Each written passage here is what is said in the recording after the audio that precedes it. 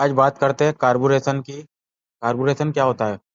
वाष्पशील द्रव ईंधन को वाष्पीकृत करने, उसे वायु के साथ मिलाकर मिश्रण तैयार करने की प्रक्रिया को कार्बोरेशन कहते हैं। चूंकि पेट्रोल द्रव ईंधन है तथा वायु गैस है, अतः दोनों का समरूपी मिश्रण बनाने के लिए आवश्यक है कि प्रथम द्रव ईंधन को वाष्पीकृत किया जाए। अतः द्रव ईंधन को सर्वप्रथम बारीक फुहार के रूप में परिवर्तित किया जाता है तथा उसे वायु के साथ मिलाया जाता है। द्रव ईंधन को बारीक कणों में विभाजित करना कणीकरण कहलाता है।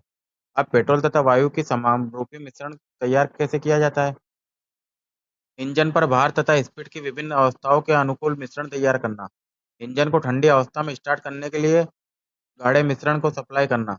इंजन की लुप्त स्ट्रोक रहित सुचारू रूप से चलाना और तथा ईंधन को अपव्यय रोककर मिश्रण तैयार करना। इंजन को असाधारण परिस्थितियों में वांछित मिश्रण क्वालिटी तैयार करना। कार्बोरेटर के भरोसेमंद होना चाहिए। अब डायग्राम में आप देख पा रहे हैं, स्क्रीनशॉट इसका ले सकते हैं आप। अब बात करते हैं चोक वाल्व क्या होता है। चोक वाल्व एयर हवा की मात्रा को नियंत्रित करता है।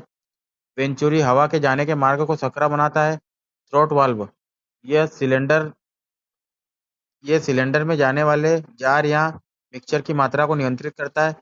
अब टाइप्स ऑफ कार्बोरेटर कितने प्रकार के होते हैं? फ्लोट चेंबर के आधार पर दो होते हैं। कंसेंट्रिक, इसमें फ्लोट चेंबर वर्चुरी के चारों ओर होता है। इसेंट्रिक, इसमें फ्लोट चेंबर वेंचुरी के साइड में होता है। हवा के बहाव के आधार पर इसमें हवा नीचे से प्रवेश करती है, यानी इसमें हवा से लिफ्ट करना पड़ता है। इसमें हवा ऊपर से प्रवेश करती है, आजकल यही कार्बोरेटर प्रयोग किया जाता है।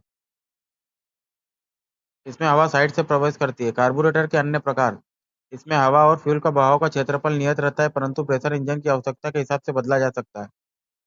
इसमें हवा और फ्यूल के बहाव का एरिया बदलता रहता है, जबकि प्रेशर नियत रहता है। निम्न में से कौन सा कार्बोरेटर का प्रकार नहीं है? ड्यूलेक्स कार्बोरेटर का प्रकार नहीं है। इसके बजाय देखा जाए तो सेलेक्स, कार्टर और जेनिथ कार्बोरेटर के प्रकार है।